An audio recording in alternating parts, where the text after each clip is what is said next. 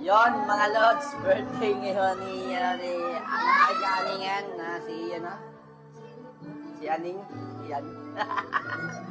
Yan, naganda kami, mag-budol fight kami. Yun na lang ang handa ko sa kanya, budol fight lang, pamilya, kasama pamilya.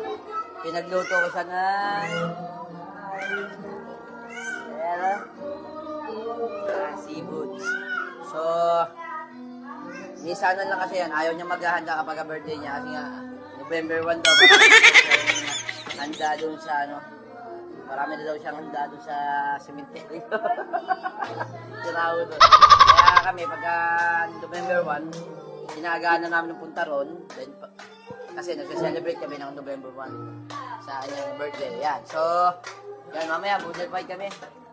With family. Yan, minsan lang mangyari ito.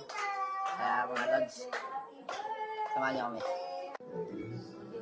Ay, birthday girl. Uy, maganda ka rin dito, be. Huwag ka mag-alala.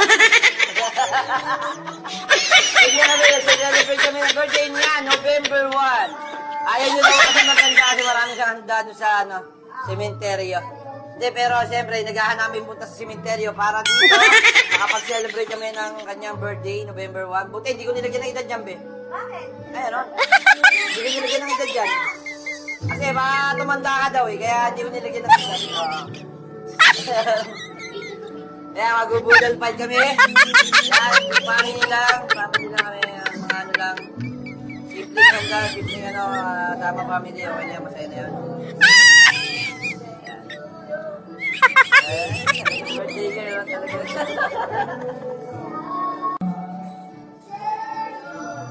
So yan, ito yung aming handa. Yan ang aming handa. Yan, kasama family kasi hindi naghahanda yan eh. So, sama-sama with family lang. Yan, ayaw niya kasi maghahanda kaya yun, sinupresa namin, maganda kami, nagluto kami para lang sa pamilya. Kaya inaagahan namin punta ron sa para makapag-celebrate kami ng November 1. So, sa mga lods, kung tinatanong nyo edad niya, bahala na lang kayo magtanong sa kanya. Ayaw niyo pa alam.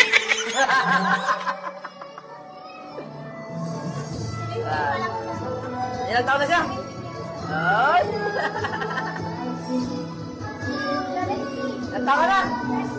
17? Ayos ah.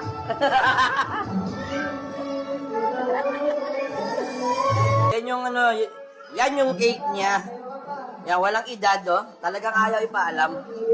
Hindi naman nag-ilaw eh. So, yun lang.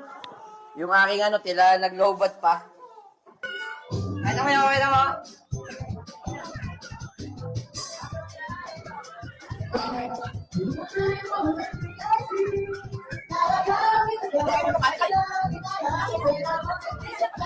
Yan.